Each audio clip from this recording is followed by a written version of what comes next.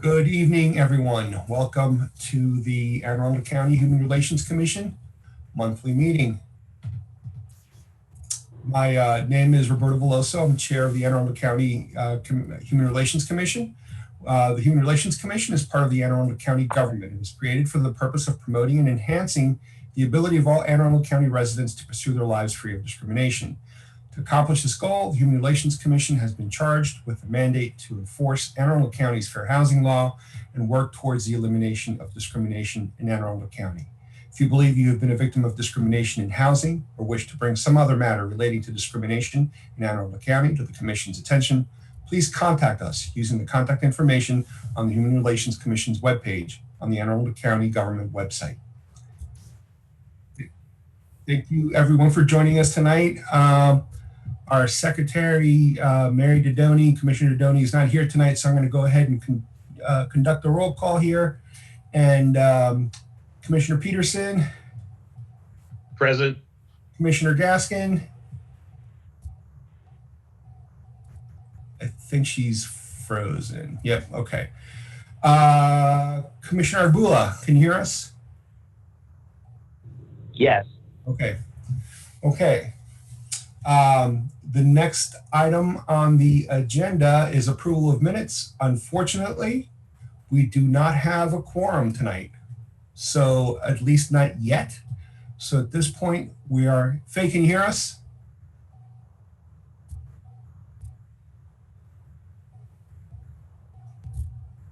Okay, Faye had emailed me and indicated, Commissioner Gaskin had indicated that she was having some internet issues, so she may not be able to hear us. Okay, she's not here.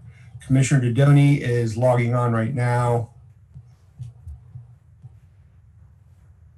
Commissioner Dodoni, can you hear us? Okay.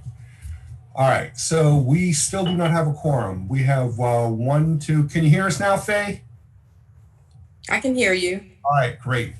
So we need for now one more commissioner for a quorum. We have 1, 2, 3. No, actually, we do have a quorum. Commissioner Peterson, Commissioner Veloso, Commissioner Dodoni, Commissioner Gaskin, and Commissioner Arbula. We have 5 commissioners present. So we have a quorum right now, since at this point we have 2 vacancies on the commission. So, Commissioner Dodoni, were you able to note that in your notes real quick? Yes. Excellent, excellent. All right, so moving right along, I think we're having another commissioner joining us now. Yep, Commissioner Apter is joining us. And I know that Commissioner Hatcher was going to be joining us late. And I think Commissioner Apter is trying to join the conversation, during the meeting. Let's wait for him to continue to log on, but I'm going to keep going down the agenda here. Okay, let's wait a second here. Commissioner Apter, can you hear us?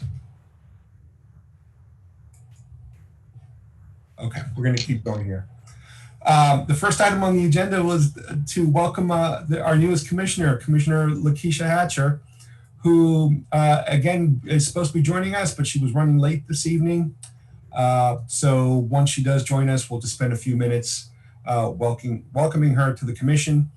Her first meeting was the October meeting, but as you all will recall, it was full of guest speakers, so we didn't really have a chance to properly welcome her.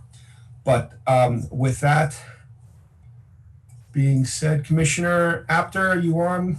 No. Yep. Oh, you can hear us. Can you hear us? Thank you. Yeah, can you hear me? Yes. Excellent. Okay.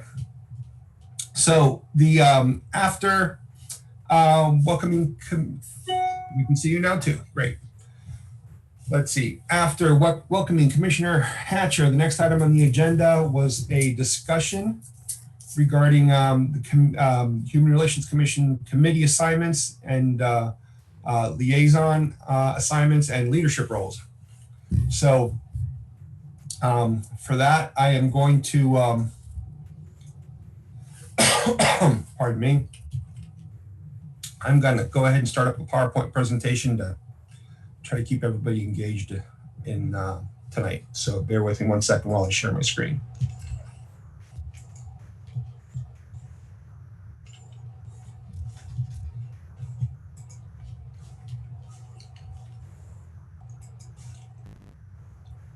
And here we go.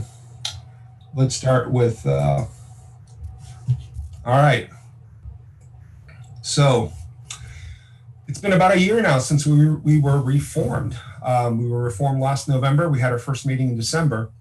And I thought this would be a good time for us to explore how we're trying to do our work and revisit leadership responsibilities and roles, and possibly how to try to get more done in the coming year.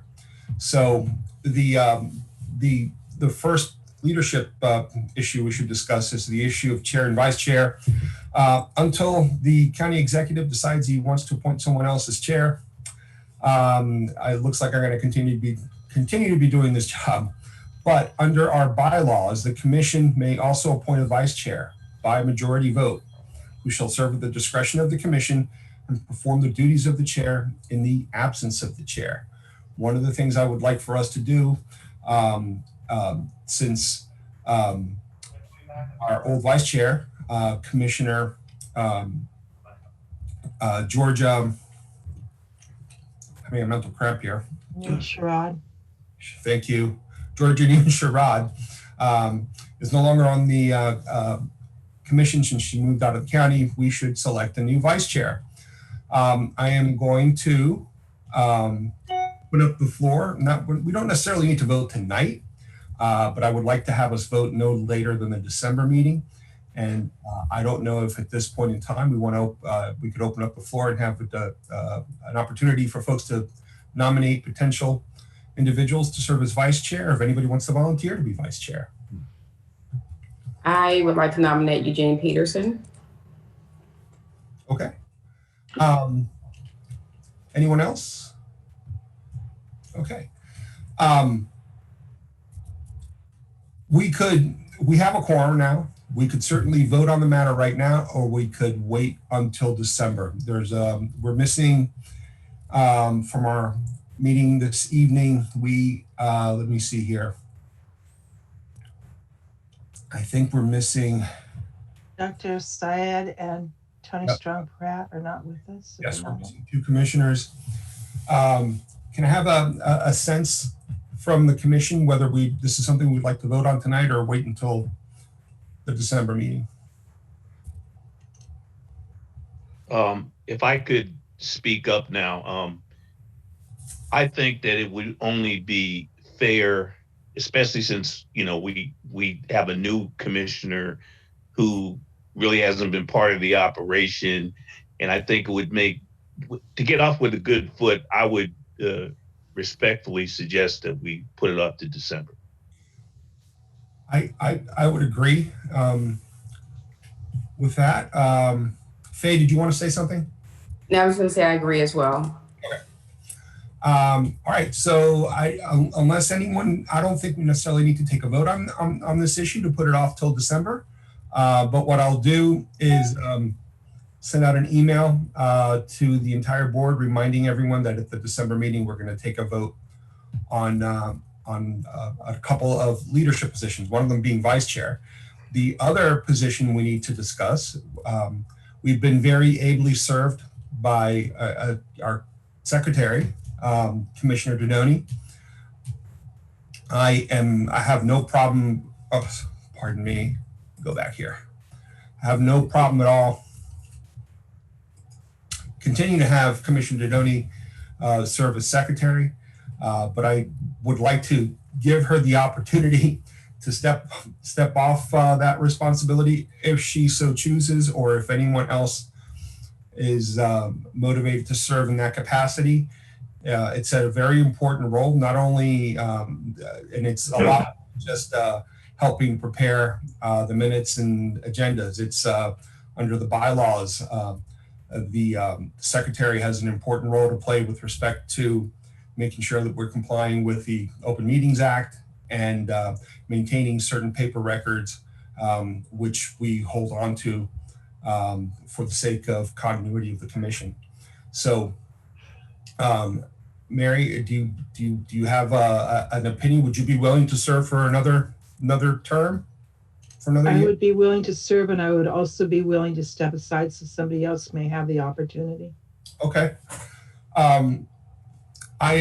What I'll do in this email that I'll send out, indicating that we're going to have an election on the vice chair. I'll also bring up the issue of secretary in case someone would be interested in serving in that role.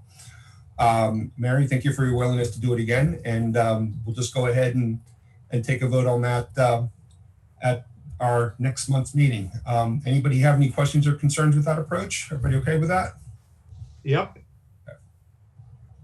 All right, so moving right along, and this is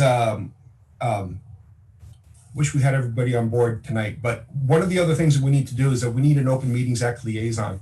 This is a role that Georgia Noon Sherrod satisfied under the Open Meetings Act.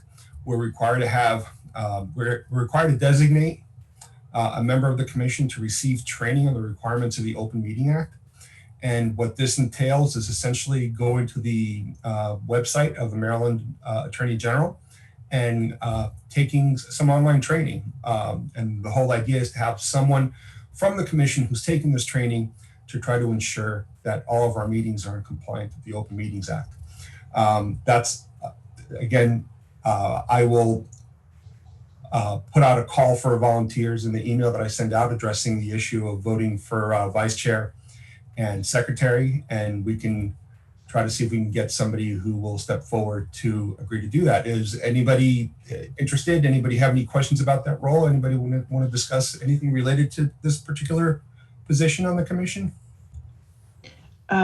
Given that the responsibilities of the secretary with respect to the Open Meetings Act, does it make sense that whoever's secretary should also serve as the Open Meetings Act liaison, or am I misunderstanding? Well, you're not misunderstanding, but there's no requirement that it be the secretary. So we could decide to spread the wealth and spread the work around, but certainly the secretary could, I think, would be an optimal person to take this training too. Last year, Georgia had stepped forward and volunteered to do it. So I told her, God bless, and go forth and do it. And she did. She took the training. I don't think it's terribly time consuming. And they walk you through the Maryland Open Meetings Act. And they highlight certain potential pitfalls that bodies such as ours sometimes encounter. So, but I will email everyone regarding that, and we can work it out either, and we can either include it as part of the responsibilities of the person that's secretary, or segregate it out depending on the interests that the individuals express. If you don't getting any additional interest, I wouldn't mind serving in that role. Okay. If Mary doesn't want to take it all on. Okay. Or I can assist her, however. Okay. That sounds great. So we'll work it out between at the December meeting in terms of who's going to serve in that capacity. But that's great to hear that you would be willing to help, Faye. I appreciate that. Is there any problem with two of us or more taking the training and designating one of those persons as the responsible person? For example, Faye is ideal because she's an ideal parliamentarian. Oh, heck. I would also like to know the material. Absolutely. No, not at all. Anybody can go on the website and take that. We just need to officially designate someone. But yeah, absolutely. But we can, I'll raise it up in the email that I'll use to follow up after our meeting tonight, and we'll end up designating somebody at our December meeting. But by all means, anybody who's interested in this training can absolutely take it. So the next role I want to discuss is that of I'm calling them a liaison, but basically it's someone who can try to participate or attend and follow what's happening with the City of Annapolis Human Relations Commission. They currently meet via Zoom because of the pandemic, and it's the first Monday of every month at 6:30. Mark, thank you for attending this last meeting. Were you able to make it? Yes. Okay, excellent. And I'm going to ask you to give us a brief report about the meeting later on tonight. but ultimately we could use somebody who'd be willing to step forward to serve in that capacity. And Mark, if this is something, I believe last year, Commissioner Pratt had indicated that she was going to help in this capacity, but I am not sure I know she's pretty busy. I don't know if or we could have more than one individual sort of tag team this role and attend the meetings. But Mark, would you? Are you talking about the training meeting that we had a few days ago? No, I'm talking about attending the City of Annapolis Human Relations Commission meetings. Oh, I did not do that. No. Oh, you didn't make it? I thought you were going to go. I had planned to, but I did not. Okay. Well, Commissioner Hatcher may have made it. Tosin, were you trying to say something? Okay. No, I'm not trying. Okay. All right. So that again, if anybody has any questions regarding that role, I'd be happy to entertain any questions about it. But again, in the ideal world, we would have somebody from our group attend those meetings and see what they're up to and possibly explore ways that we can collaborate together. But again, I will add that to the email for us to follow up and vote on at our December meeting. Under the mediation, under the law that reconstituted the commission, if you look at the very bottom here, at least one of the 11 members, it's section 3-5A-103A4, at least one of the 11 members shall be trained in or have experience with mediation. Right now, I don't think we have anybody on the commission that has had any mediation training. Is anyone a certified mediator at this point? All right, something I would suggest, if anybody's interested in becoming a mediator, it's a 40-hour training. And I believe we could probably, with the help of the county and the Anne Arundel County Conflict Resolution Center, we could probably make arrangements to get that individually trained as a mediator. And again, this is one of those other things. If somebody has an interest in possibly doing that, let's go ahead and see what we can do to get the person trained as a mediator so we can comply with this provision of the law. I would be interested in doing that. Excuse me? I said I would be interested in getting mediation training. Okay. And Roberto, I just got a message from Tosin, and he indicated that he actually has done mediation already, the training in law school. I think he texted that to me because of the difficulty. Understood. Well, that's actually great. So then, if he's had the training recently, we may already be in compliance with this particular provision of the law. But I also don't see any problem in exploring the possibility of getting others some mediation training if they're interested in doing it. So. And Roberto, I'm a trained mediator, but I think in this body of law, it has to be one of the commissioners, if I'm not mistaken. Correct me if I'm wrong. Yeah, one of the 11 members. Yeah, Alana, we took the mediation training together about 20 years ago. Oh my gosh, yes, right. That's you were. I forgot you. Yeah. So, okay, I have to come up and put the visual out. I remember that. Yeah, Alana and I, we were both in the Attorney General's office, we took the mediation training at the same time. And we had to be actually appointed by the Attorney General to participate in that mediation. Remember that? It wasn't, we couldn't just voluntarily sign up. We were the inaugural class that went through that. We were. Yeah. You have a good memory. I don't know if I appreciate the 20 years part though. It could have been better if you said like 5 years ago. Thank you. So great.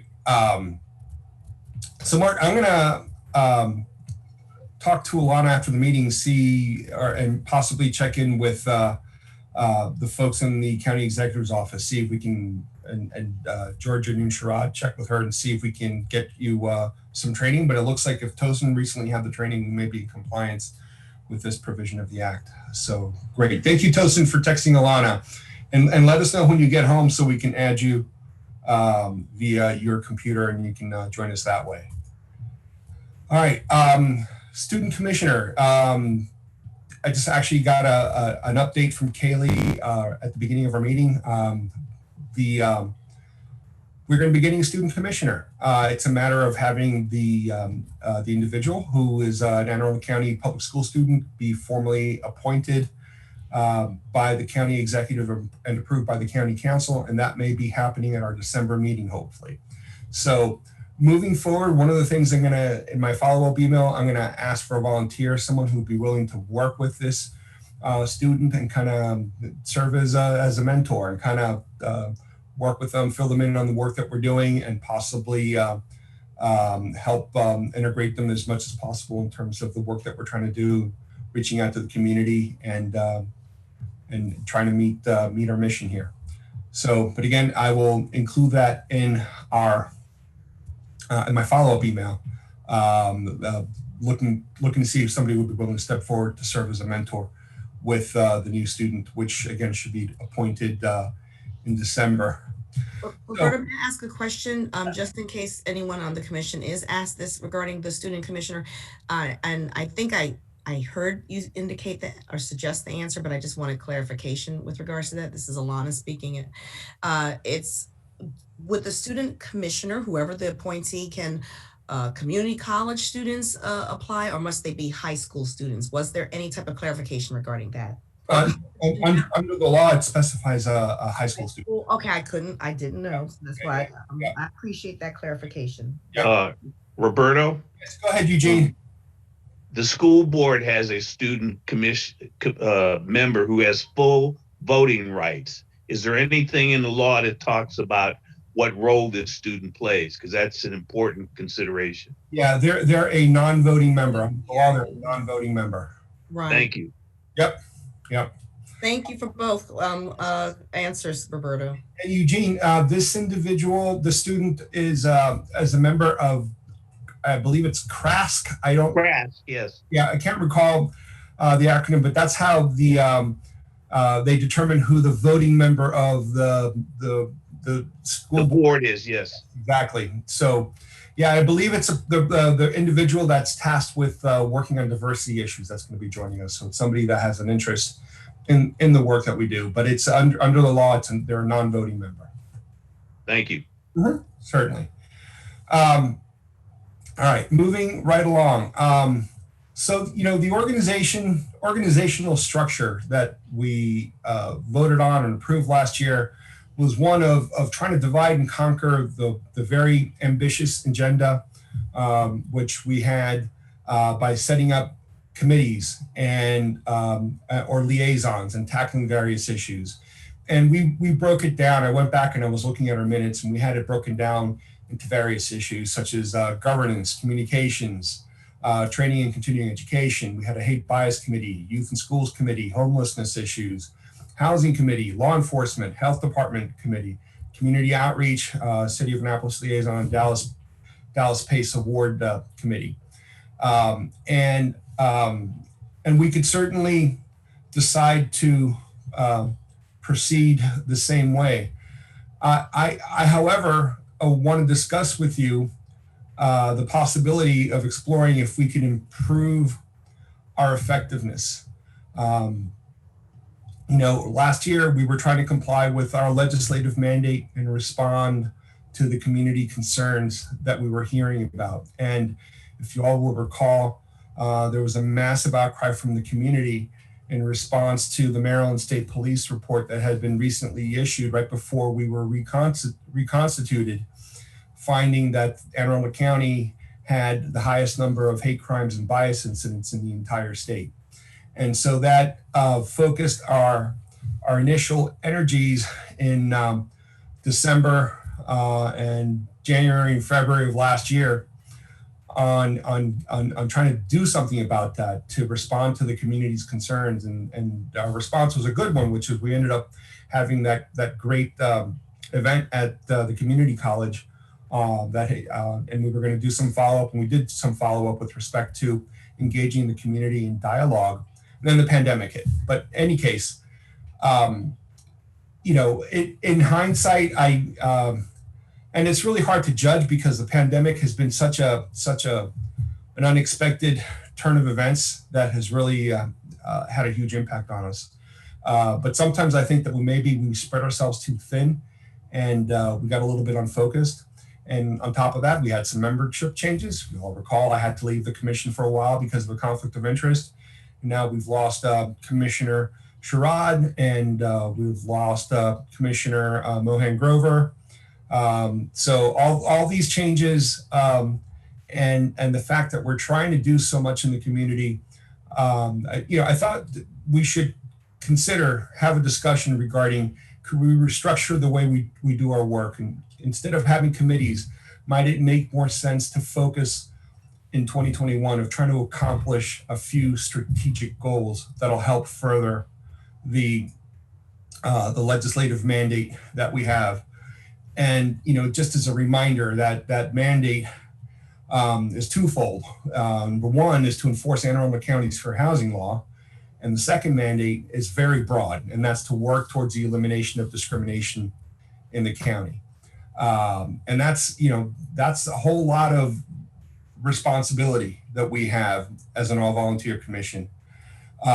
So my proposal for your consideration, and certainly want your feedback, and I'm open to other ideas you might have, is to instead focusing on community outreach to try to accomplish our legislative mandate. And what do I mean by that? By that I mean engaging with the community in meaningful ways where we actually have something to share with them. I was thinking we could create standard PowerPoint presentation, which any commissioner could give, that would help explain to the community the work that we do, the things that we could do to help the community.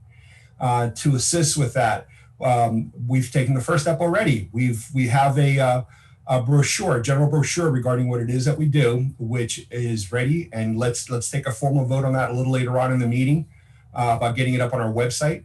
But additionally, I think we should try to prepare other materials which we can use to connect with the community, such as a brochure talking about fair housing and what we can do with respect to fair housing. Another brochure addressing hate crimes and bias incidents and how it is that we might be able to help, and the resources that are available if someone experiences or they're a victim of a hate crime or a bias incident. I think we could much more aggressively try to maintain our website, having it in the website contain consistent language with what we're using in the brochure. Try to use social media. I know we currently have a Facebook account, but I'm not sure we're really using it as well as we probably could. We could probably optimize the use of our Facebook account to try to reach out to the community. I also think one of the things strategic goals we should try to do is try to collect data about what's happening in Anne Arundel County. And one of the ways to do this might be to create a general inquiry form that we have up on the website, perhaps a Google form that can automatically get turned into a spreadsheet where we have folks tell us about what are the issues that they're running into, not only in terms of fair housing, but with respect to other areas that, okay, we can't necessarily solve those problems, but we could offer mediation or offer to refer them to other state and federal agencies that might be able to help them, like the Maryland Commission on Civil Rights, the EEOC, the Department of Justice, depending on what the issue is. So my suggestion would be to focus on these specific goals, but I had a conversation with Commissioner Mark Apter, and he brought up a very good point that although it would be a good idea to develop these various documents that we could use to engage with the community, we have to make sure that we identify who our target audience is. In other words, I forget exactly how many people we have in Anne Arundel County. Maybe Commissioner Peterson knows. Is it between 500 and 600,000 people? Is that about right? Yeah, it's about right. Yeah. So, there's a lot of people in Anne Arundel County, but not everyone. There are a lot of people in Anne Arundel County that are well off and aren't encountering these issues of discrimination. So we need to try to make sure that when we're reaching out to the community, we're reaching out to the residents in the county that could benefit the most from our help. And in line with that, we really need to make an effort, and I hope we can do this in 2021, to work with various community allies. We've done some of this already, but let's try to connect more with like the Anne Arundel County NAACP, Caucus of African American Leaders, United Black Clergy, various Hispanic groups, the Muslim Council, Annapolis Pride. So that's an overview of my proposal. So again, to summarize, instead of breaking up into committees and not having any set specific deliverable that a committee is going to try to produce, or just basically monitoring the situation, let's try to create some resources that we can use to try to help the community. That would be my proposal, and that we focus on working collaboratively together to the degree that all the commissioners are able, and trying to move the ball forward and with these various documents, and engaging with our target audience. So with that being said, I'd like to open up the floor for discussion with respect to how do we move forward? Do we continue to follow the committee structure that we did last year, or do we possibly consider my proposal and focus on these specific targeted objectives? Or is there another way? We all have different experiences. We all have different ideas. I would love to hear what you folks think in terms of how should we try to move the commission forward. And I see, Eugene, you've got your hand up. And then I see who else got their hand up. Mary has her hand up. So whoever would like to go first, please do. The floor is yours. I'll defer to Mary. Mary? Very kind of you, Commissioner Peterson. Thank you. I'm going to raise 2 points. The first has to do with, as we discussed before COVID and isolation, we talked about getting ourselves out to the community to hear the community. Certainly the brochures are a way of providing information out, and the website, the Google form that you've suggested, is a way of getting information in, but it's not the same as sitting in conversation in a district, whether it would be a councilmanic district, a school catchment area. I don't know how we would want to divide these even one of the 4 policing districts, but there are regional district issues that differ. And I believe we should make it our responsibility to be available to engage in bidirectional communication. So I offer that, and I don't know how that happens. Yeah, I know how that happens in the time of COVID. You only get to talk to the people who can do Zoom, but it's a possibility. Go ahead, Mary. Go ahead. Sorry. No, please go ahead. I can remember the second one long enough. I was going to say, I'm in complete agreement with you. I'm kind of thinking that these various tools, it's something we can use to facilitate a conversation. But I agree. At one point we were talking about having this dialogue, but I think we need to give it a little bit of form and substance. So we could schedule a meeting with someone with the explicit goal of telling them about what we do, and talking to them about fair housing. But by the way, tell us what you're experiencing, and use it. So I'm not suggesting that we limit the dialogue to these things. I'm just kind of using them as an entry point, a conversation starter, so to speak. Try to how do we avoid what may well be a stumbling block? Whereas if we're doing things on Zoom, etc., we have to have public meetings. We have to have it available to a broad audience. I think you're just going to quash any openness and honesty if people feel that they are, have the whole universe watching this discussion. Yeah, under the Open Meetings Act, it's only an open meeting if we have a quorum. So if it's just 1 or 2 or even 3 commissioners participating in a meeting with the community, there's no requirement that it be recorded or broadcast. Great. So Eugene, I see you. I'd like to take a different point of view. I respect Commissioner Apter's point of view, but we're a public commission. We should do everything transparently and in the open.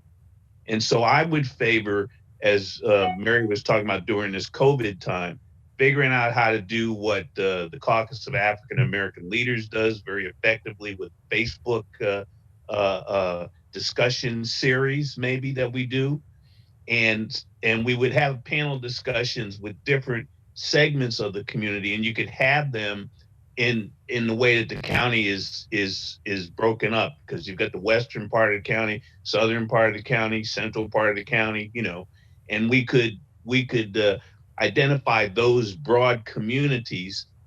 We could advertise it that way and then see what happens. But I'm real concerned that we continue to be forward, public, and transparent, and not get accused of, well, they're sort of going into that community because they want to either raise some issues or raise the temperature or lower the temperature. I don't think we want to be in that position. Good points all.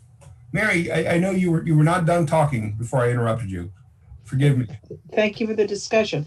The second point I wanted to raise has to do with the recommendations that will be coming forward from the Joint Initiative to Eliminate the Opportunity Gap. There will be a press release tomorrow, and the final recommendations will be going up on the AACPS website for the Opportunity Gap, with a link from the county executive's office. Those recommendations are heavily focused on systemic racism, and in fact, come close to recommending constituting a new communities, county, and school coalition, very similar to that which was established under the 2005 Memorandum of Agreement that came out of the work with the NAACP and the suit through the Office of Civil Rights. One of the other recommendations is that every piece of legislation and policy in the school and in the county be subject to an equity analysis equivalent to the financial and legislative analyses. Will the school system, will Dr. Arlotto and County Executive Pittman buy into that? I don't know, but we are certain that's certainly been recommended. I think that's an important thing. And that means that we need to keep our eyes on the legislation and the policies going through the school board and the county, and perhaps even the city. I don't say that I'm looking for the way that meshes with the structure that you've provided. I know there is a way it works. I'm not clear on it yet. Well, I'll tell you that I think it's squarely within the mandate that we have of working towards the elimination of discrimination in Anne Arundel County. So from my perspective, that what you suggest is squarely within that mandate. Now, how we do that as a volunteer commission with 11 volunteer commissioners, that's the hard part. I don't disagree with. We certainly should be aware of them. This is an interconnected problem. It's got so many moving parts, and that's one of the challenges of tackling this issue of systemic racism. And I'd like to see us play a role in that. But I'm open to any idea you might have or that anybody else might have with respect to how can we do this? How can we work with what the schools are doing? How can we work with other allies in the community to tackle this problem? That's a big problem you're raising. Those are big, heavy duty issues that require a lot of effort and attention, and it might require us. I'm not sure we can tackle something that big given the resources that we have available, given the limited resources that we have available. And let's be honest here. It's us. It's the 11 commissioners. Yes, we have an ex officio member that's a county employee, and she's awesome. But guess what? She has a full-time job with the county. So to the degree that she's working with us, this is the volunteer contributions to the work of the commission. because she has a full-time job. And that's why ultimately I think we need more resources from the county. Go ahead, Eugene. Thank you. Mary raises a good point, but I'm thinking that one of the ways we can do this is look at how these organizations function. For example, the school board has a policy committee already. Why couldn't we approach them and ask them to do that equity audit themselves, which they need to review their policies. They review them on an ongoing basis. I was a member of that committee, and they make policy recommendations. The other thing to do, there are a couple of policies that they have that need to be publicly reviewed every year, and I don't know how good the school board does on that. One is their workforce diversity policy, and the other one is their minority and small business enterprise policy. So maybe working that way, we can put some of the work back on them and see if they're willing to do those kinds of things, which I don't see why they wouldn't. Mary, before I turn to you, I just want to say one thing. You know, my initial reaction to hearing Eugene say that, wait, but that's way beyond our mission. But actually, I'm looking at the legislation right now, and there's a provision that says that one part of our power and duties are to make recommendations to the county executive, the county council, and county departments and offices on matters involving human relations, including discrimination, prejudice, and intergroup relations. So arguably, that's everything Eugene described is part of our legislative mandate. I just wanted to make that comment. Go ahead, Mary. I'd like to continue having us think about it and bring it up again, perhaps in December. I don't think we'll establish any structure that would make this approach impossible. Having done this for about 5 years in the county now, here's what and at the House and Senate, it's a reactive game. And frequently the legislation or the resolutions drop hours before the hearings are going to be held. And as some of us may have participated in last Monday with the county council, the resolution wasn't even publicly circulated. You had to be alive on the jungle drums to know that the resolution related to a resolution of support for policing in Anne Arundel County was coming down and contained language that was offensive to many. So I think we have two feeder sources. The reports that should be coming out, and if the recommendations from the Opportunity Gap Committee are followed, will be coming out, can be read and filtered. And then we have other bodies. You spoke of those groups earlier, Roberto. We know the NAACP stays on top of this. We know the caucus stays on top of this. There are other such groups, and we can establish relationships with them, and they can come to us if they feel additional support is needed in the name of the Human Relations Commission, or if we should be aware of something. Those are thoughts to bring forward for next month if we continue this discussion. Well, I'd like to suggest that my thoughts are kind of in line with Roberto's. I think we can't solve all the problems. We can't create in a year or 2 years the elimination of human rights abuses in Anne Arundel County. What we can do is work with individuals who are in fact feeling as though they they're victims of housing discrimination specifically.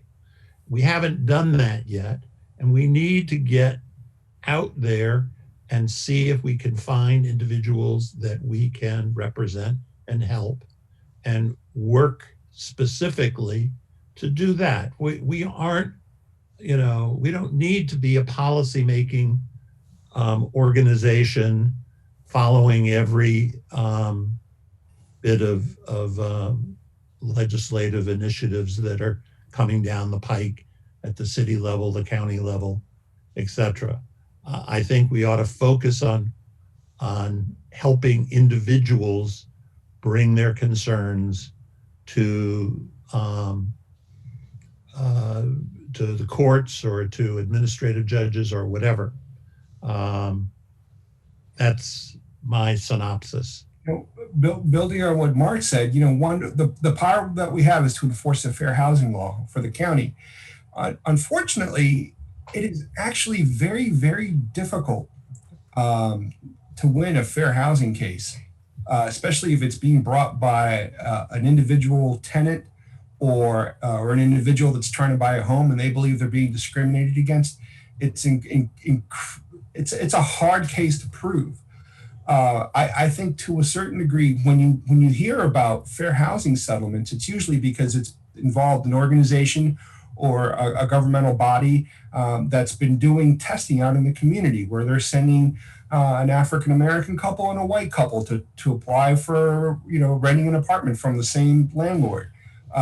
So it's a difficult kind of case to win. But the one thing that we can do by being active in the community and going out there and talking to people about their rights under the fair housing law, and having the landlords and the real estate agents and the entire community see that we're actively going out there and trying to enforce the fair housing law, is that we can serve to a certain degree a role of deterrence, and people will try to do the right thing as opposed to try to be sneaky and discriminate against someone. Go ahead, Commissioner Peterson. Thank you. I concur with you, Chairman, and I looked with some interest at that article that you sent out to us about school district desegregation. And it really focused not just on school district, but housing segregation. And policy does matter. And we're not going to solve or resolve housing discrimination issues until we end what John Grasso started, which was, we don't want these kind of folks in our community. And the fact that affordable housing is so balkanized in the county has caused a lot of problems. And I think that the county needs to do a better job with scattered site housing. Howard County had a program years ago that put workforce housing in and required it in developments. That's something that Anne Arundel County has been loath to do. And the developers kind of get a free ride here in Anne Arundel County. So we could start a discussion, having the right participants, again, public, open, about this whole issue of how zoning and policy at the county level through county councilmen and executives has reinforced racial segregation in the county and has encouraged the school district to follow suit. So I think that kind of policy discussion is worthy and worthwhile of having. One of the things you said, Roberto, in terms of, it's difficult to win such a case. Well, the Human Relations Commission has never gotten behind an individual. We've never tried. And I think we need to show that we are willing to go beyond policy discussions and to help an individual with the weight we can bring to it. Remember, we don't advocate on behalf of someone making a fair housing complaint. If we're presented with a fair housing complaint and we're required to adjudicate it, we're supposed to adjudicate it according to the law impartially. Right. So now, in terms of the difficulty of winning fair housing complaints, I'm talking about things that I've read about before the courts and before other state and county level organizations that are tasked with enforcing fair housing law. We have not had a single fair housing enforcement action in the county since the law was enacted.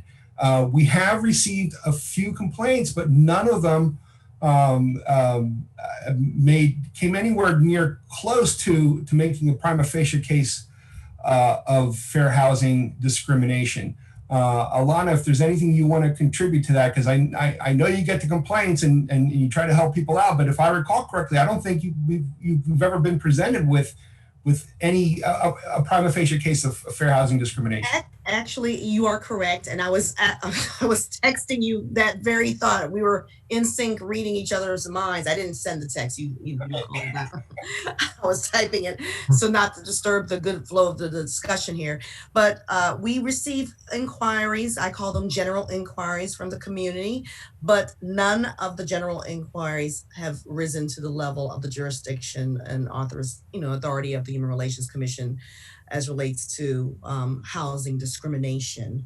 And of course, when people call up, I'm going to help them as their first point of contact on behalf of the commission. I'm going to help them with resources, direct them to, if our entity is not the correct ones to address their concerns, direct them and help them to navigate the system. But no, we haven't had any housing discrimination. I do think, and I agree with you, Roberta, that a part of it, and I think all of you have said this in some fashion or another, that communication is key and getting the word out in the communities. Sometimes, people don't know what they don't know. And if we're in a pandemic when people are hurting in our communities and they may not know of this option, especially since it's still fairly new. So. Um, No, I mean, I think you're not saying there's no there's no housing discrimination. No, I did say we're that. not. I said there was no house. I'm not saying in the community. I'm saying that I have not. I understand. Gotcha. You're not saying there's no housing discrimination. No, You're no. just saying it hasn't come to you. It hasn't come to you, or hasn't come to me, and I'm assuming it hasn't come to any of the commissioners because they would inform. They don't know who we are. We don't know. Right. We don't know. We need to get out in the In other words, our main problem is to get, a description of what we can do out there to the target audience of people that are susceptible to this kind of discrimination, and then encourage them to come to us when it happens. I think that's a great place to start, and that would be my suggestion. I completely agree with what Commissioner Dodoni and Commissioner Peterson have said in terms of, part of our mandate is this massive mandate of trying to help eliminate racism in the county and discrimination in the county. And to do that, yeah, we got to look at the legislation and work with the school board and do all these things. But again, we're 11 volunteers. What can we actually get done within a reasonable period of time? And I think something we can do reasonably quickly is move forward with some of these communication tools and try to engage various allies in the community to get the word out into the communities that if somebody has a problem with that they believe they're being discriminated against because they're one of the protected classes and it's a fair housing issue, come to us and see if we can help you. Do we have a sense of how we want to try to proceed? Again, not discounting the issues that Commissioner Downey and Commissioner Peterson raised, which I think are very vital, critical, and important. But I would suggest let's start small and try to make some real progress in the upcoming year, and actually get some deliverables, prepare some content, put some information together that can help individuals in the county that we could use as a tool to foster that engagement with the community. Let's start those conversations.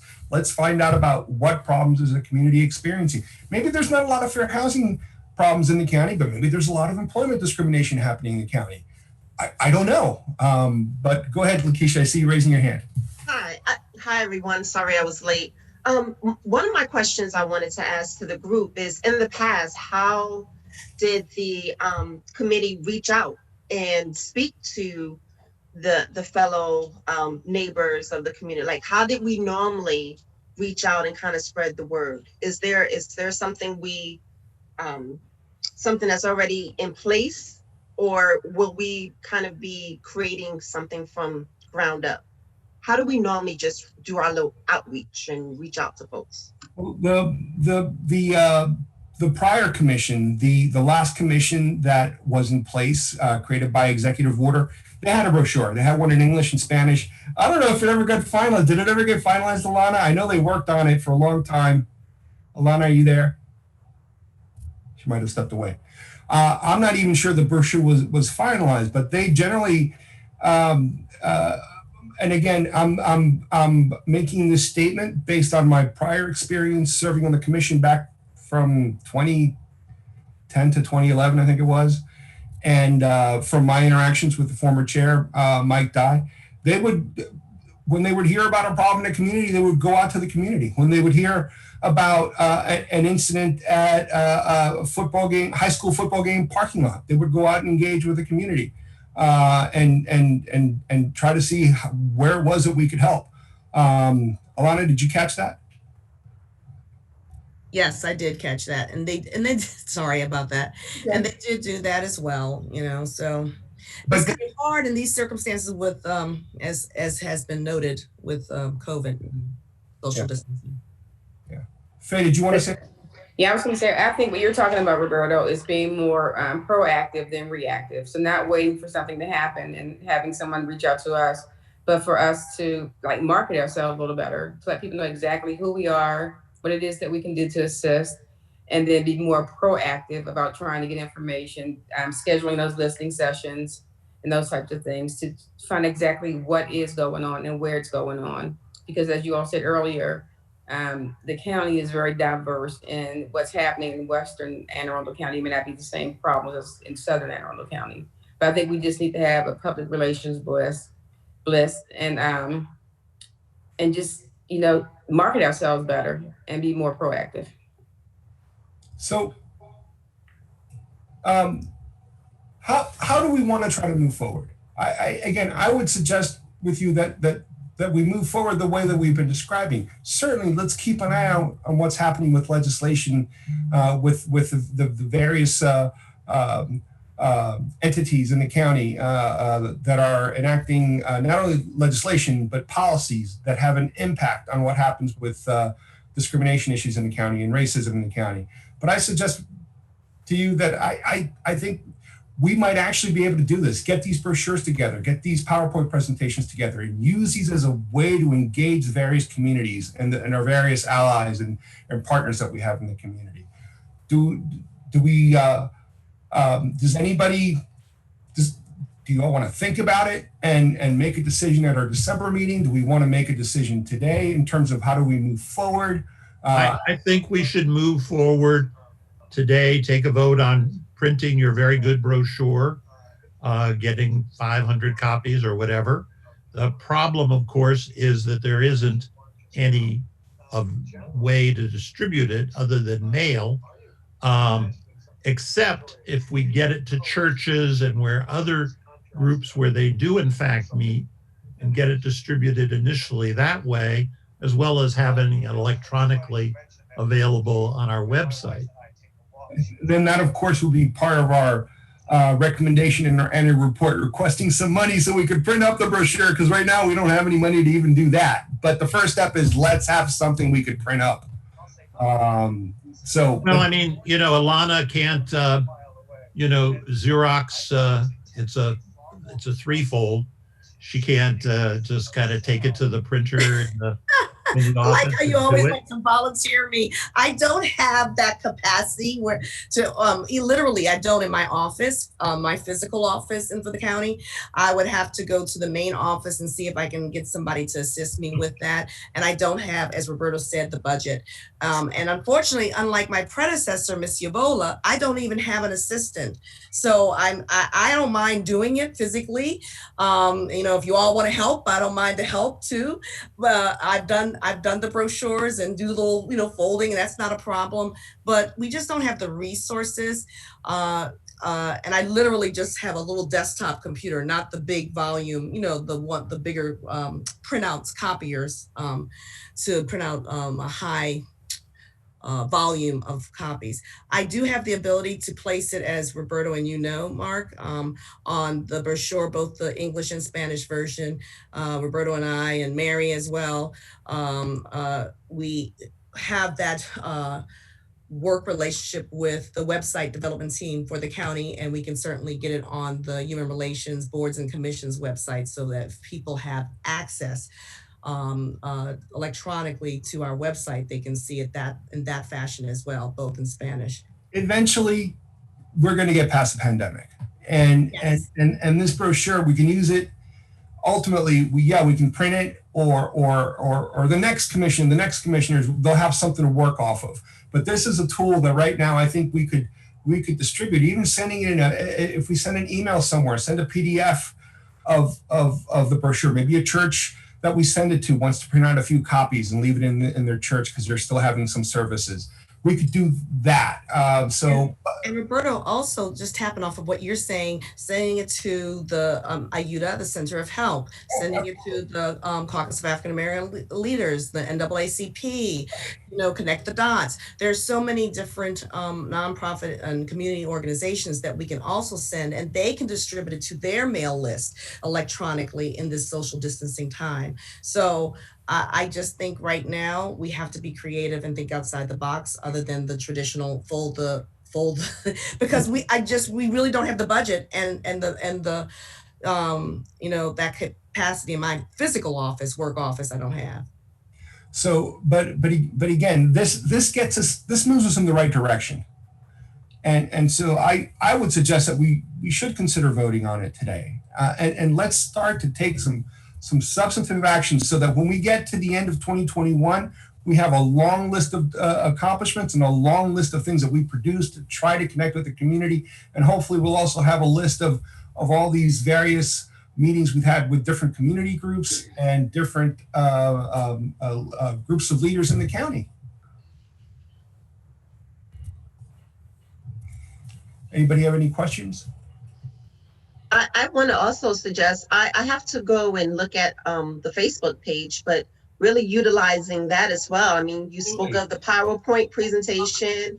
I was thinking of even like an info commercial about who we are and what we can do, and just having something. Yes, on the website. Yes, I mean, it could be something as simple as, and I actually have done that with the county health department. I helped them with a Spanish language video to reach out to the Spanish language community. We could absolutely do that, and we could have a video talking about different aspects. We could have that on our website. Maybe it's a more effective thing to do right now instead of the brochures. I think the central idea is, let's pick a manageable task, a manageable project that we can actually follow through and get done relatively quickly, so we keep trying to make progress in terms of fulfilling our mission. Well, the county TV station is, open and accessible to us. I suggest that we get a couple people from the commission and we do a dog and pony show, and then we do another one in Spanish with Roberto being the primary speaker. I mean, I think it's a great idea. Also piggybacking on what Lakeisha said about like this little short, brief infomercials. Since a lot of the churches are doing remote services right now, like doing their announcements, church announcements segment, we could certainly send the video to them and they can play them during their church announcement, because you will reach a lot of people through the churches, which are now doing remote services. Yeah, if we could come up with like a 30-second, almost like a TikTok video, we can place it, we could just distribute it out and they can put it in rotation. At least it's getting the word out. So I think that like Roberto was saying, is let's just come up with like little short goals that we can accomplish to get at least get the word out as to who we are. And that's the first step, because once we get our word, get the word out, then you would start seeing people coming and wanting to get our services or however that goes. I'm still learning the process, but I think right now it's like the main thing is just to market us. Who are we? What can we do? And I'm down to put some paper to pen and come up with a script or something. I don't know. I have a little brainstorming committee going.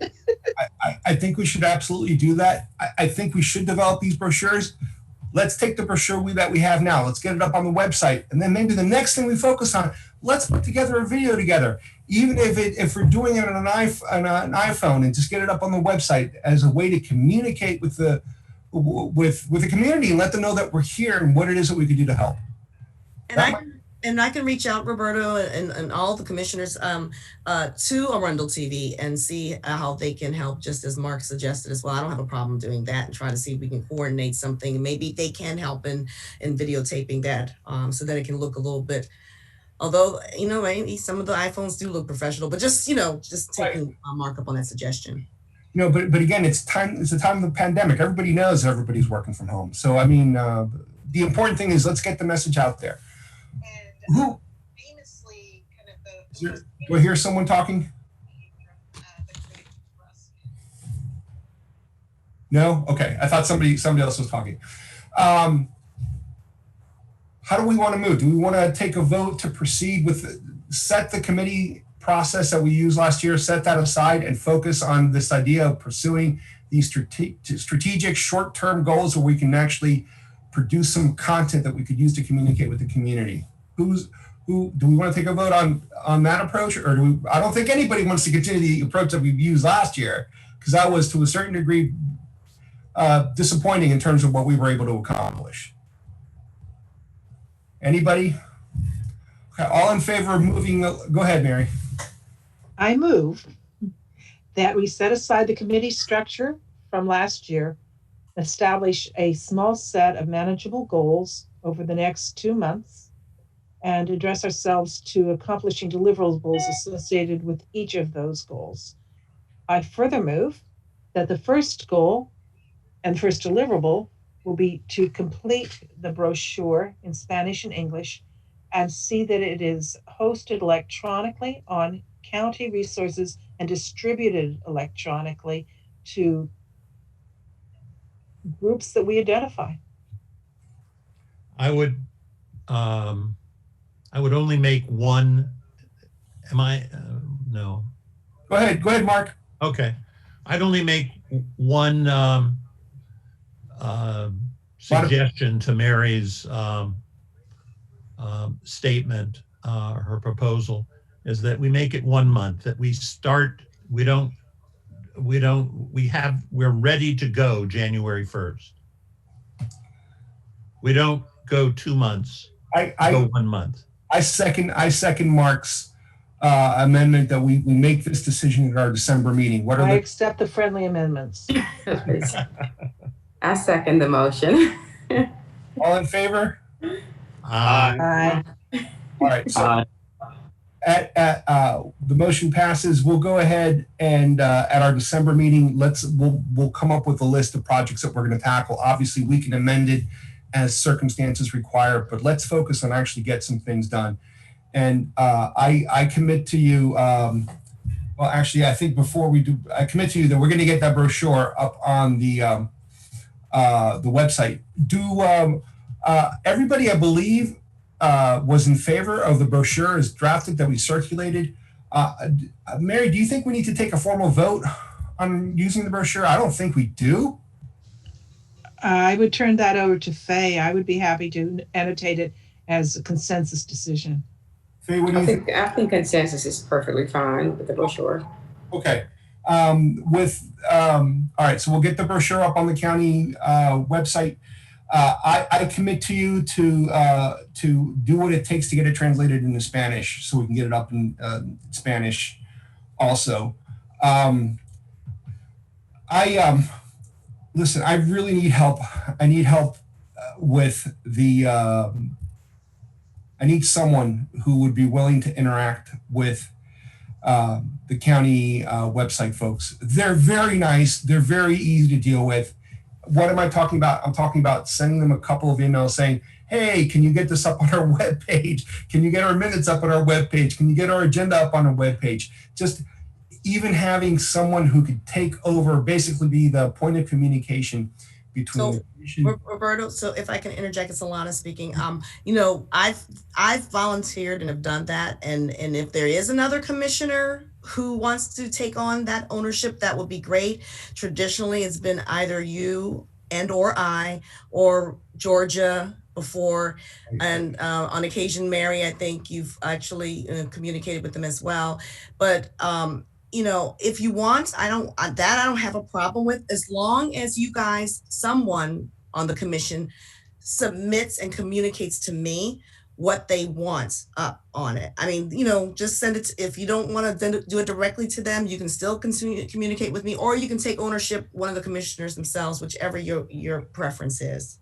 Personally, I'm happy to have you do it. I was just trying to take that off your plate because I know your plate is full. So, but yeah, I mean, I don't mind that. I don't mind that. The voluminous part of making a bunch of copies with a machine that I don't have, that I had a concern. But sending those type of things, I don't have any problem. Right. So Lana, then we can count on you to get. Yeah, no worries. Just as long as you guys give me the final document. So like if Mary, when you have the final minutes or the approved, that type of stuff, or the agenda. Okay. Then we'll take you up on that. Okay. I can't continue. I will let you know if I need any help. Thank you. All right. All right. That completes that portion of the agenda. But I want to take a step back because one thing I'd like to suggest go ahead, Mark. Is that when you send it out in a PDF form, the brochure, you send it to each of us, because I can make copies in a small level and do some distribution. I think others can as well. So we should all have the PDF to make our own. Okay. Go ahead, Mary. I suggest that we make the library system one of our distribution points partners as well. Good idea. Yeah, we should ask them to print it. Good idea too.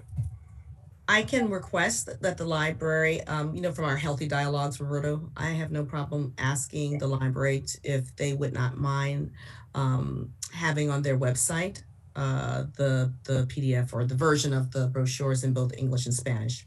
That would be great. I think that would be phenomenal. All right. Let me take a step back on the agenda. We've never had a chance to welcome our newest commissioner. Welcome, Lakeisha. You're on mute. No, hi, everyone. I thought I was welcomed already. Well, so thank you again. The first meeting you participated in was an unusual one because due to a confluence of events, we ended up with 3 speakers, so didn't really have a lot of time to have everyone say hello and interact with you. Okay. But Lakeisha is a wonderful new addition to our commission. I had a nice meeting with her back a few weeks ago. You're in Severn, right? Wait, are you? Yes. Yeah. Yes, I'm in Severn. Mm-hmm. Severn.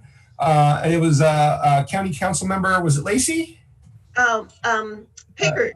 Pickard. Allison Pickard. Allison Pickard. That yes, District 2. District 2 that nominated her. Yes. And we're really happy to have you here. And I spent some time with Lakeisha telling her about the legislation that created us and how we're trying to get this work done. But I just wanted to make sure everyone had a chance to say hello in these Corona times where we're all on our Brady Bunch call here. I know. I can't wait to get together and just actually be in people's presence. Yeah. I know that we're talking about PowerPoints and different ways of Zooming to get in and interact with folks. But I know by now everyone is like PowerPoint and Zoomed out. So I can't wait to just meet you all and kind of, I don't know, I guess we'll still do elbows, not handshakes or whatever, but I'm excited. Thank you for the warm welcome. Oh, sure. Good to have you. So, all right. So moving right along our agenda, the next point I wanted to bring up is the fact that question G on the ballot passed, amending the county charter. Now the Human Relations Commission is one of the 4 organizations that are part of the county charter. That means that we can't be disbanded with the mere passage of a law. It has to go back before the voters before they disband the Human Relations Commission. And this is a big accomplishment, and we should all, if we ever get a chance to talk to Councilman Pruski, please make sure you thank him, because he's the person that I don't know if the idea originated with him, but he was motivated, I know, by the Black Lives Matter protest and what happened with George Floyd. And again, it's not so much we're not part of the county charter because of what we've done. We're part of the county charter because of what we need to do, the work we need to do. So, but it's a good thing. And this sets us up in a good position to move forward and ask for more resources, which is something that we need to do. And unless anybody has any questions regarding the passage of question G, anybody have any questions? No? Okay. I'll say congratulations, Human Relations Commission. That's an important accomplishment, and thank goodness to the community that voted in support of you guys. So I'm going to go back and share my screen again, talk about a few things here. So sit tight 1 second. And am I doing this right? Bear with me.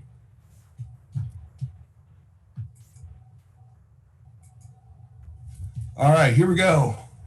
Annual report. So January 31st, our annual report is due, pursuant to the ordinance that created us.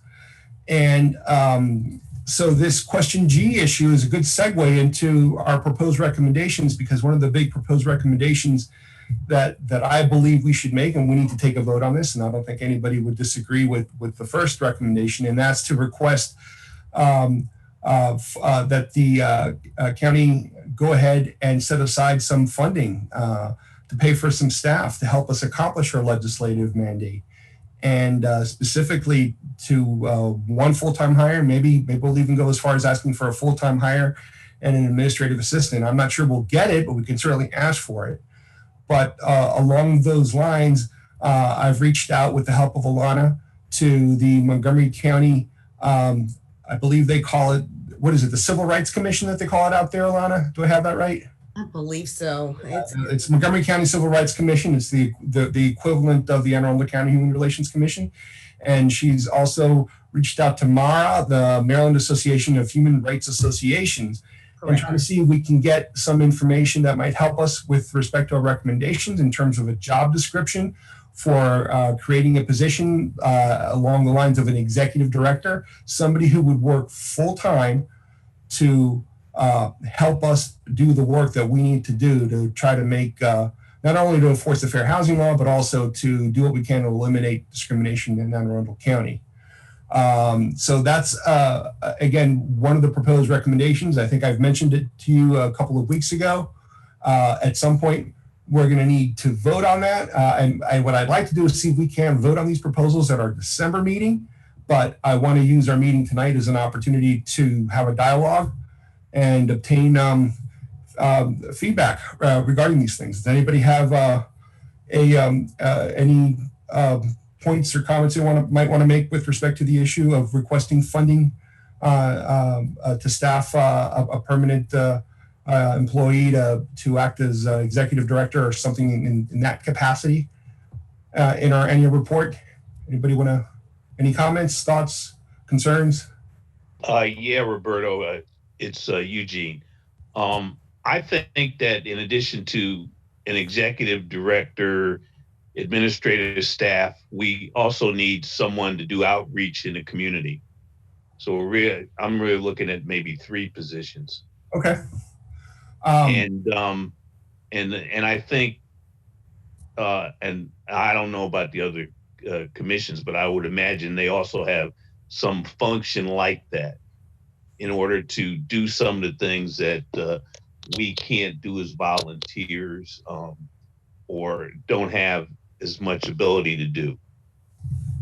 Alana, do you have any idea of what full-time county employees are working with other commissions? Well, I do have the notion and the understanding that, for example, in Montgomery County, they do have employees, and so does Prince George's. They have a whole staff. In Baltimore City, their civil rights and equity, they as well as in Prince George's, they kind of combine them under human relations and EEO and civil rights equity. So they have, let me go back to Baltimore City as just an example. When I did some benchmark research on the topic, including benchmark comparable research on the salaries, that executive directors or directors or whatever the title you guys designate, whatever, that the range, it does run there's a bit of a range there, depending upon the scope of the agency, because in some fashions, in some counties, they separate the Human Relations Commission from their EEO division. And in some other counties or comparables, they combine the civil rights, EEO, and human relations component under one umbrella. Do you see what I'm saying? So, so they, I have seen, I'm just using Baltimore City as an example, but in Baltimore County, they're very progressive as well. They actually have developed equity officers to kind of outreach internally some concerns of equity, and then they have folks who are available for kind of a point of contact for community as well. So it's really however you all decide. I can share some of the research that I provided, or I'm sure Roberto, as we reached out to the Maryland Association. What I was asking about was within Anne Arundel County.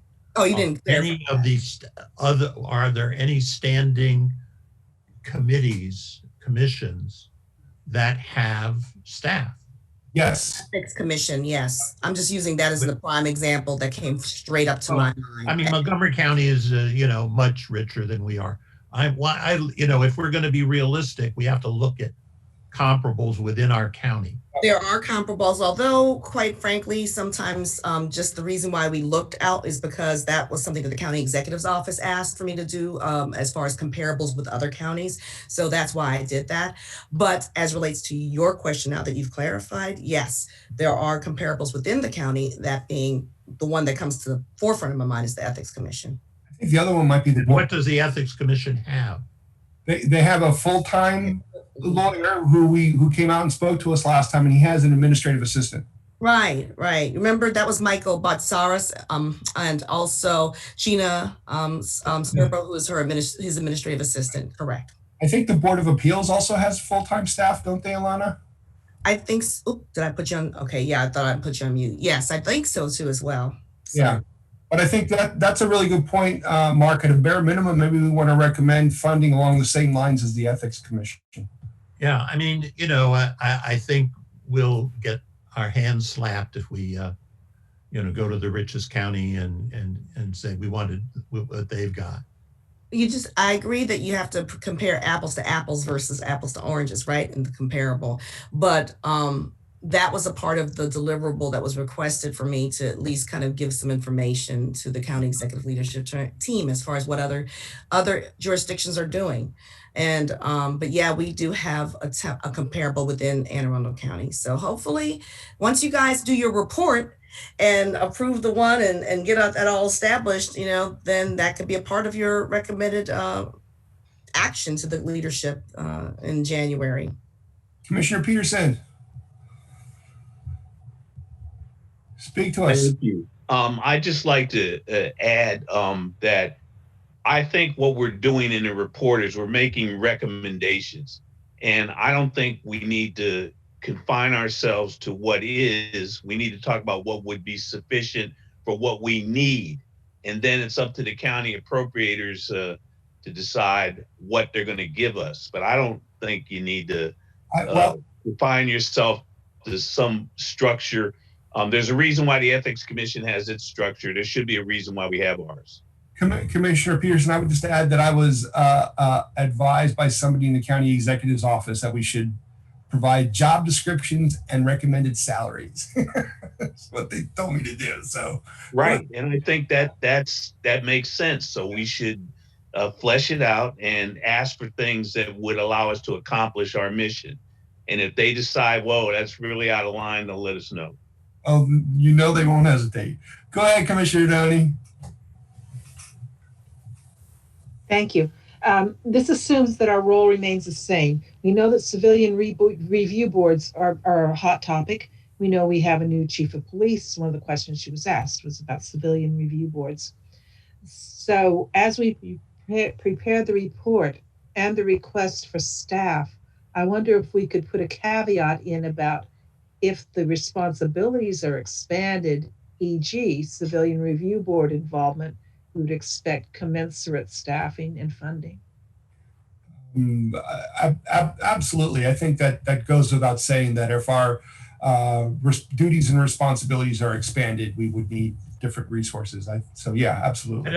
I don't understand a civilian review board for the police. What has that got to do with our I think mandated purpose? No, I think Mary's making a jump, thinking that if they were to change the legislation and suddenly give us some responsibilities over civilian review board type activities, that we would need additional staffing.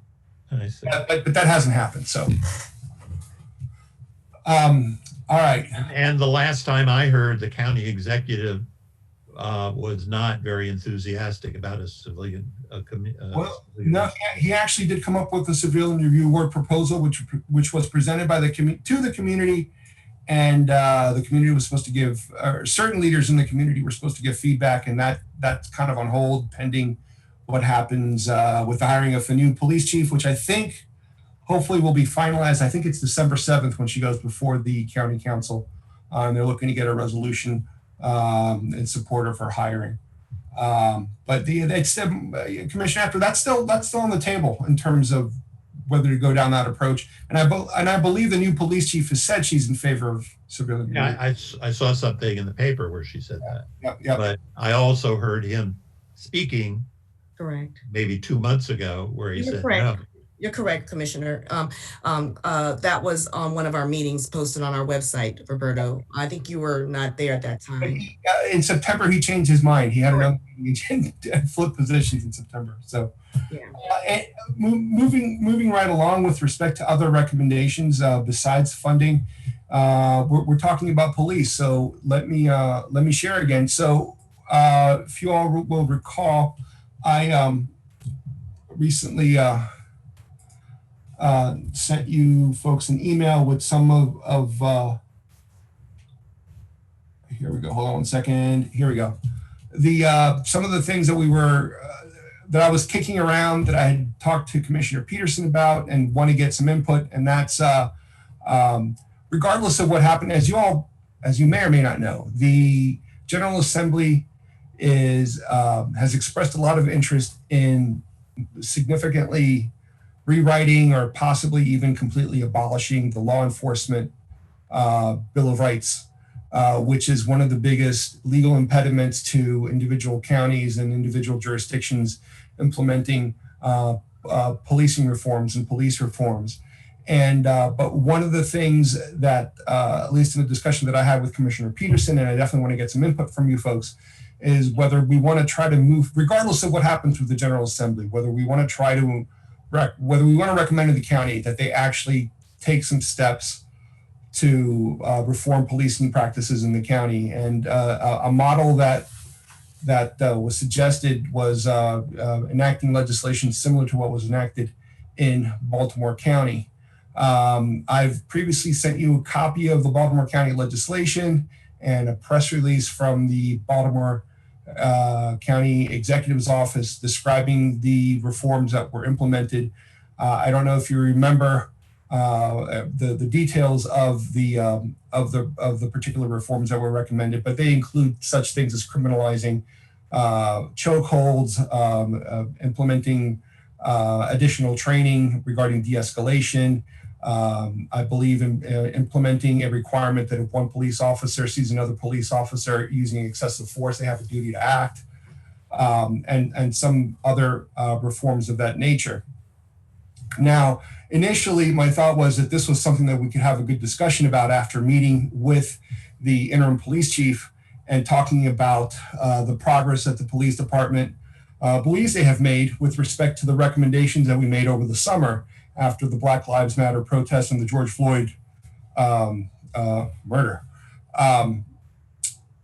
But given that the new chief was just appointed, we took interim police chief Lowry off the agenda tonight, and this is something that we still I still want to do, is have a conversation. I want to have a conversation with the new police chief, Chief Lowry, and probably Major Goodwin, have her bring her on board too, not so much with policing practices, but with respect to the issue of hate crimes and bias incidents, and she's the point of contact with respect to those issues in the county.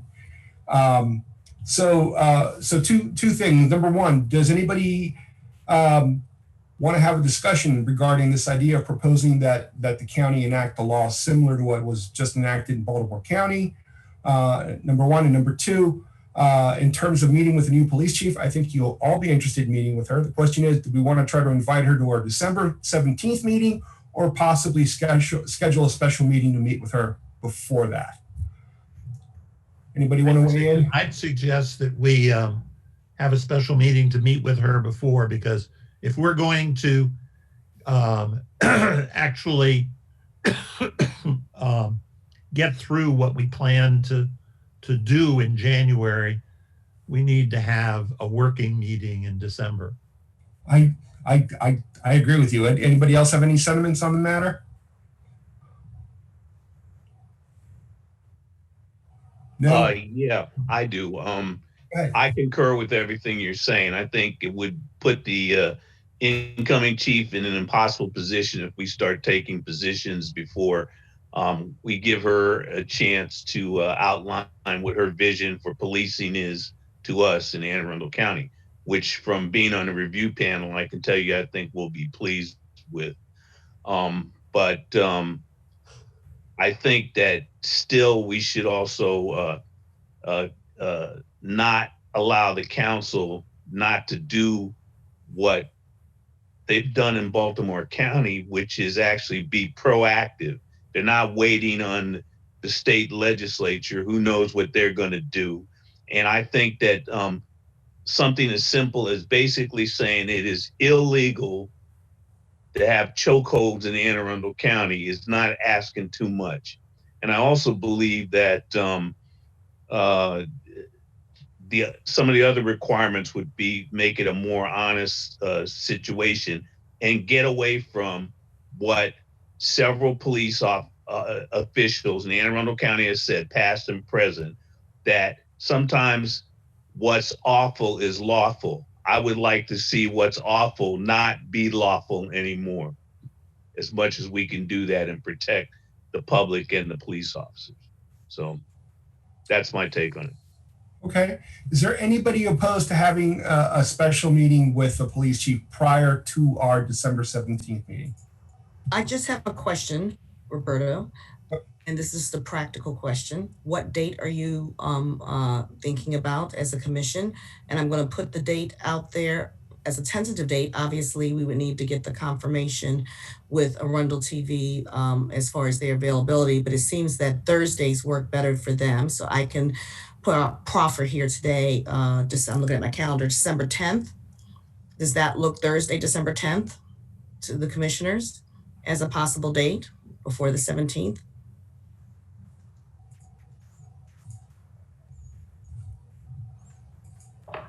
It works for me. I say, I think that would be great if we could do that on the 10th. Okay, I will reach out to them and see if they have availability for Thursday, December 10th. Okay. Okay, but I'll miss Midnight Madness. Oh yeah. No. Just teasing, that's fine. We'll be done by 8. So I feel for you.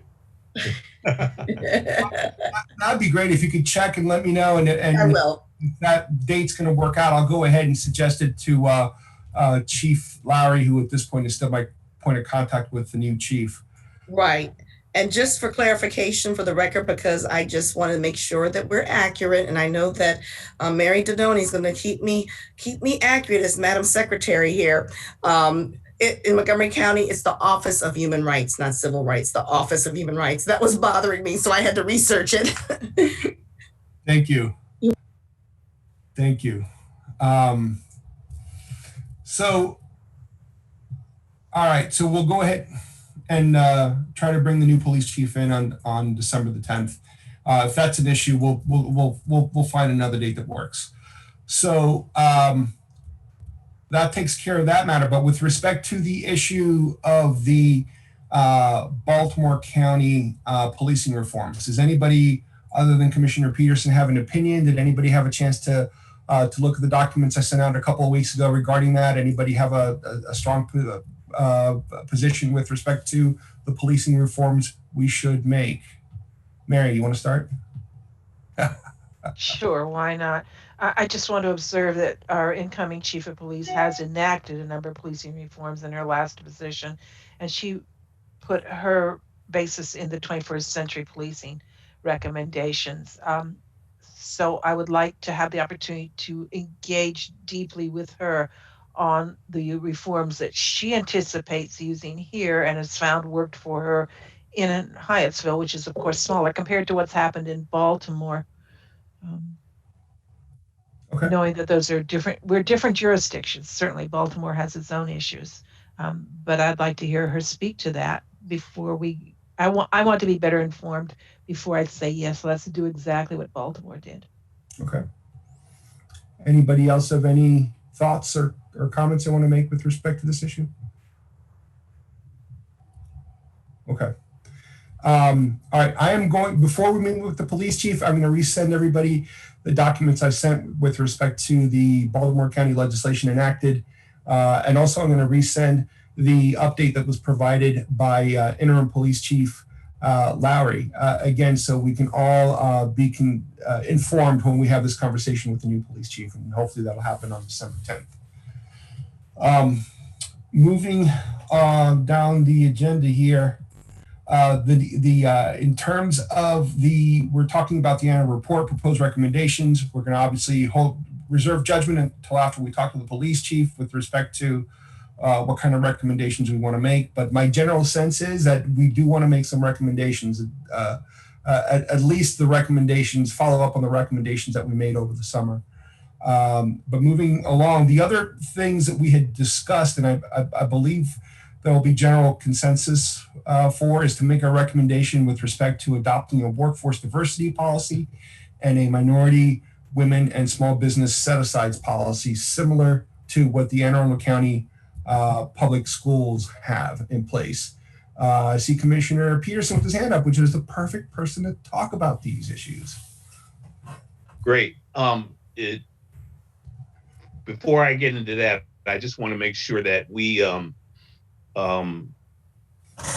put that statement on the website. We endorse the 8 positions. Right.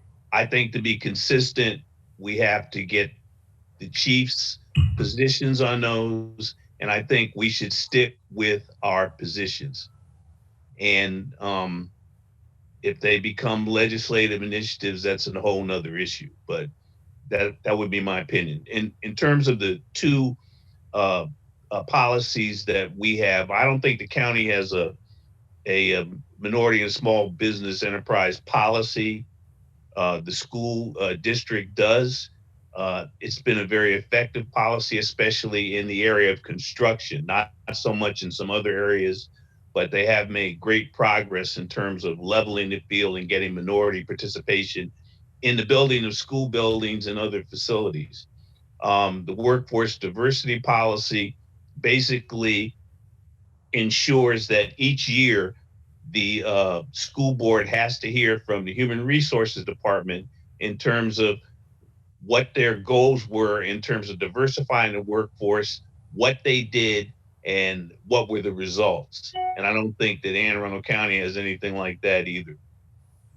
Yeah, I don't think they actually have a policy. I think they're active in trying to improve minority hiring. But I don't know I don't believe they have a policy, at least not the last time I discussed it with the county executive's office. Right. And they don't have a meeting. It's not required that they tell the public what they've done each year. And I think that's critical, because if they don't make their guidelines, if they don't meet their objectives, then they should be held accountable. I personally, I agree. And that's certainly something that I'm going to vote in favor of. Anybody have any other thoughts or comments or anything they want to contribute with respect to those recommending the enactment of the workforce diversity policy and a minority, women, and small business set-asides policy? Mary? Just so we should ask for data, transparent data, decomposed by job title or grade or something like that. Something some of us have fought for many, many months to get from the county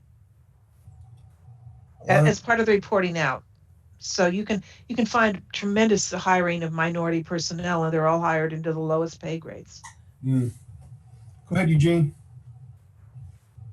Yeah, that was requested, I forget how many years ago, by the caucus. We found it very difficult for the county to give us information. We finally sifted through stuff and did our own reports. So the county was not willing to report this kind of data out. And I guess, again, I just feel that the workforce diversity policy could have requirements in there for them to make that kind of data available, to publish it, to put it on the county's website, et cetera, et cetera. So I think those are the kinds of things, I agree with you, Mary, that need to be done, because you have no idea what you'll find. Like, for instance, what we found was the highest ranked officials in Anne Arundel County when we did it were, guess where? In the Department of Detention. And they were the highest paid. And there wasn't, and I don't believe there still is not, a person of color in the office of the Office of Law. Attorney's office. Yep. And that disturbed a lot of us. And the disparities across agencies was kind of shocking too, in terms of people put in positions to move ahead. So that's all the kind of data that they have that could be made available. So thank you for that, Mary. Okay, good.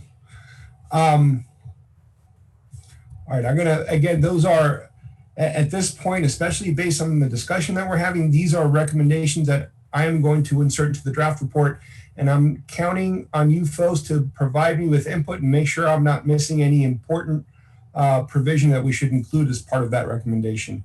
But this is a good conversation, because it's kind of giving me some direction in terms of preparing the draft that I will circulate, and that ultimately we will vote and make a recommendation on. The next thing I have on my list here in terms of proposed recommendations, and this was something that that I believe we ought to do, especially given my experience helping to organize with Alana and a number of other community partners, the Hate Bias Conference that we prepared last year.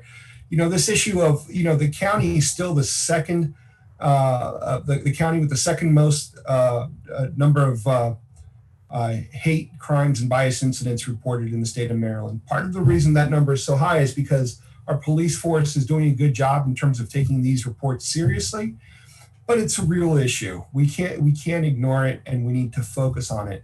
Unfortunately, I think the problem of hate crimes and bias incidents, the only, you know, we have, in order to overcome that problem, we got to win over the hearts and minds of the people of Anne Arundel County, and you do that with education, you do that with communication, and you do that by not sweeping it under the rug. And when it happens, you shine a bright light on it, and working with the police and all the community partners, ADL, and all the other groups that are involved in fighting this issue.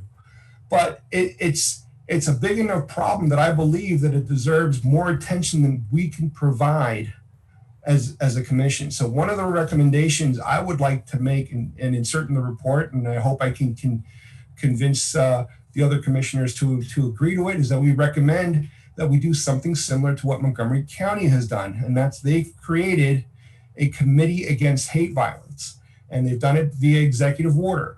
And the idea would be is that the county executive would issue an executive order. He doesn't need the county council to do that, and appoint members to sit on this committee that would focus on this issue of standing up to hate crimes and bias incidents. And again, the model that I have in mind is the one that the Montgomery County uses. And I think they've had some success in terms of being able to engage the community. Well, I think they're doing a good job, but understand also that this year they were the #1 county, the county with the most number of hate crimes and bias incidents. But you got to start somewhere. And I'm going to make that recommendation.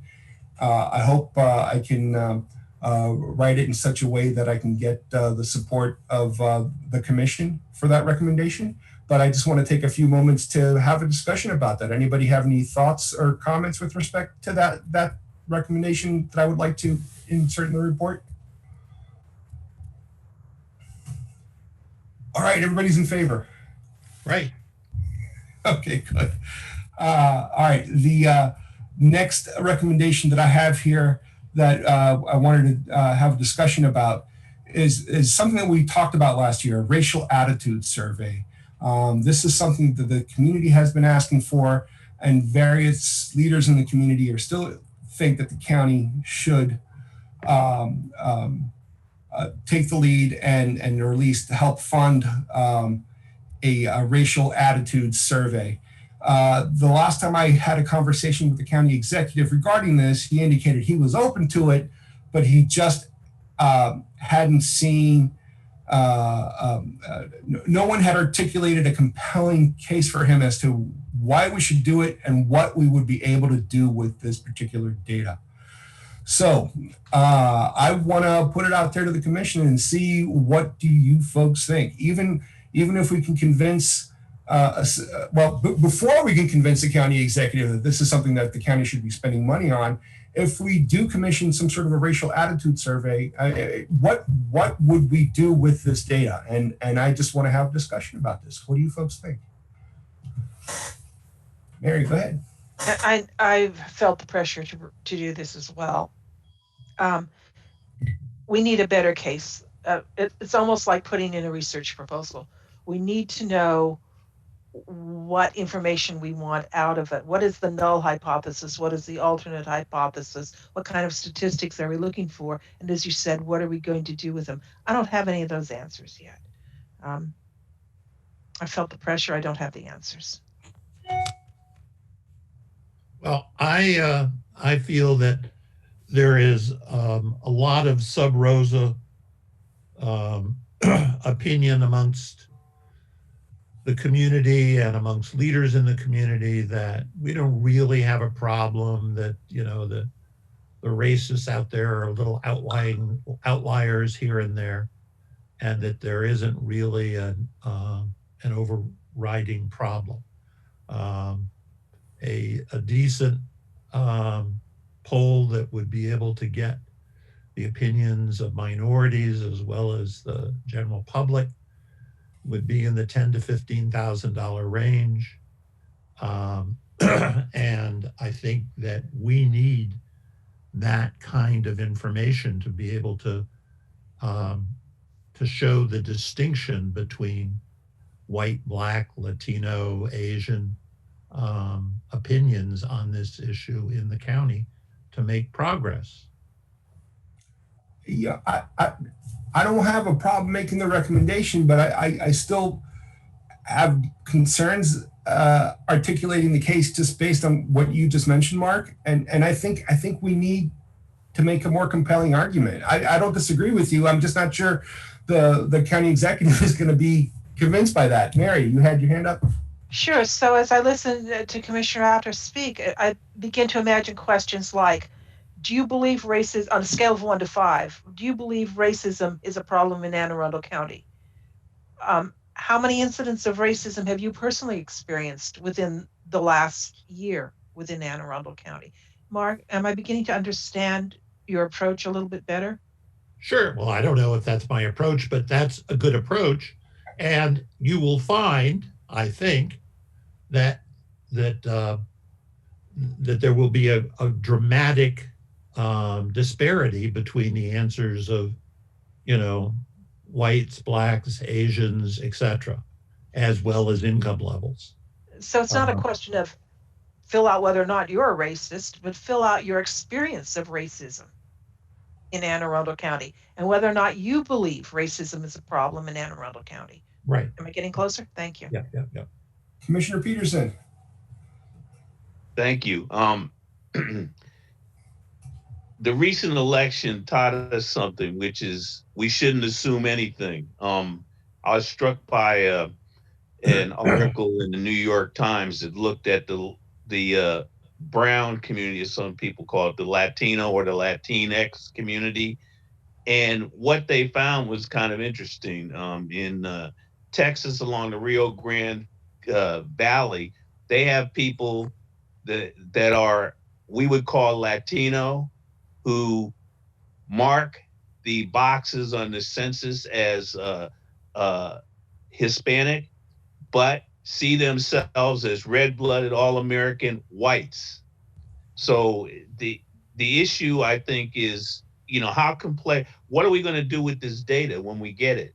And if we're confronted with something like that, what do we do with that too? I'm kind of like wondering if I were the county executive and all things are political, I want to try to get elected in 2 years, and what is this going to do to help me get elected? So, I mean, these are all, we will have to make a compelling case to a politician in a purple county to do this, is my opinion.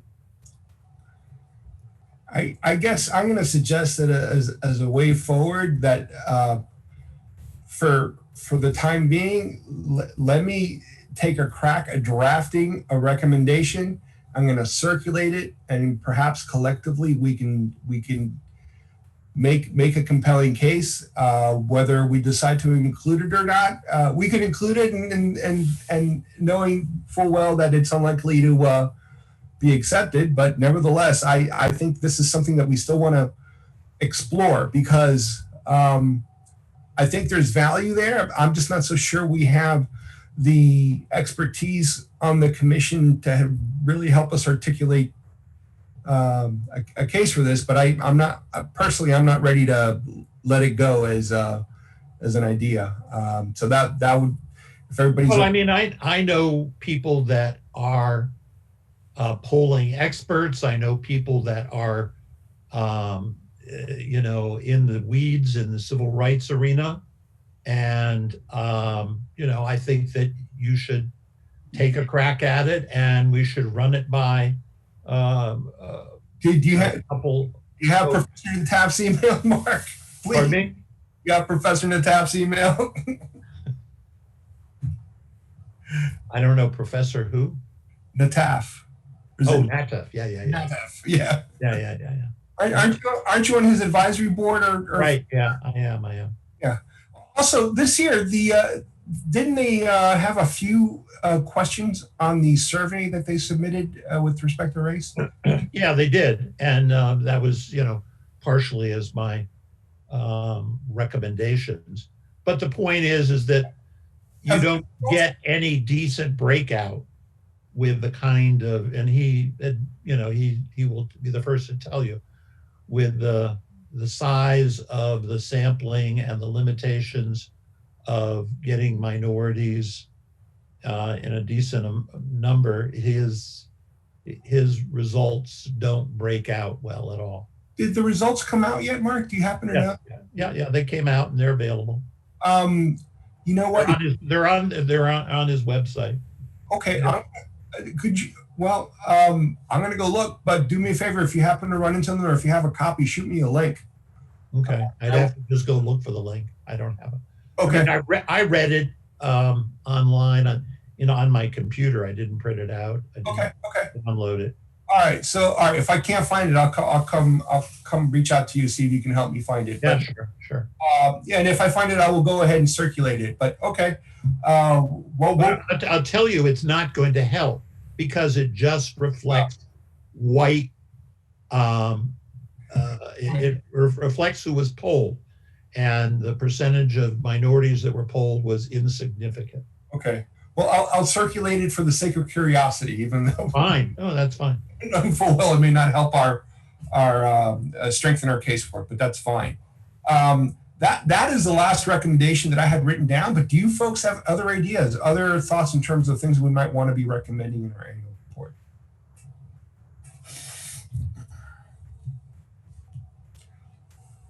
No? Well, if you think of something, we still have time. Again, I'm going to be working on a draft. I hope to start a little bit on it next week. Certainly, I will be circulating a draft before our December 17th meeting. And I hope by December 17th, we can start to make some decisions with respect to the recommendations and what we're going to recommend, so that we can approve it at our January meeting. So with, all right, with that, I think that moves us along, and we're coming up on nearing the end of our meeting. We're at the good and welfare portion of our meeting. Do we have any announcements? Anybody want to make any announcements? Go ahead, Mary. Just please keep your eyes out, and I will send a link to the report coming out from the Joint Initiative to Eliminate the Opportunity Gap. There are some broad recommendations that very much address systemic racism. 3 of the 4 primary recommendations address there. It also addresses that and also coordinates its overlap with the recommendations of the Mental Health Task Force. And there will be an opportunity to provide community input and a follow-up discussion with Superintendent Altamari, Superintendent Arlotto, and Chief Executive, County Executive Pittman on November 30th. I hope the press release includes that link. Okay. All right. With no more announcements, but you know what? We need to take a vote. We need to take a vote on our minutes. We didn't have a quorum when we got to that portion of the agenda, but now we have a quorum. So did everyone have an opportunity to review our October minutes? If not, I can share my screen and show you. I've seen them. Okay. Anybody have any corrections or comments or changes that need to be made to the minutes from the October meeting? Nope. Okay. Can I have a motion to approve them as drafted? So moved. Second? Second. All in favor? Aye. Aye. Aye. All right. So, all right. Thank you for that. Our next meeting is December 17th. We're going to try to meet with the police chief December 10th. I'm going to go ahead and send an email summation of our discussion with respect to the election for vice chair, secretary, and these other various positions that we do need help with. We're talking about Open Meetings Act liaison, City of Annapolis liaison. Oh, Lakeisha, were you able to make the meeting, City of Annapolis meeting? Can you give us a quick report on how that meeting went? Hold on, I got notes, I think. Oh, The meeting went well. They actually did a lot of, sorry, I'm not prepared. okay. Just wanted a quick sense of anything major that we might want to know about. Did they treat you nice? They treated me very nice. All right. I will look to see where my notes are, but That's okay.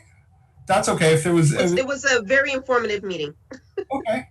Well, we're almost out of time here. So take a look at your notes, and if you think there's something that you might want to share with us, just go ahead and shoot us out an email. Okay. All right. All right. So I believe, unless anybody has anybody else they want to share, we'll go ahead and adjourn our meeting. Anybody else have anything they want to share? No? Nope. All right. All in, can I have a motion? Move to adjourn. Second. All right. All in favor? Aye. Aye. Aye. All right. Thank you, everyone. Excellent meeting at 7:58. We are adjourned. See you in a few weeks. Have a good Thanksgiving, everyone. Thank you, Be Roberto. safe. Thank you. Same to everyone. Yeah. Happy holidays, everyone. All right. Yeah. Bye.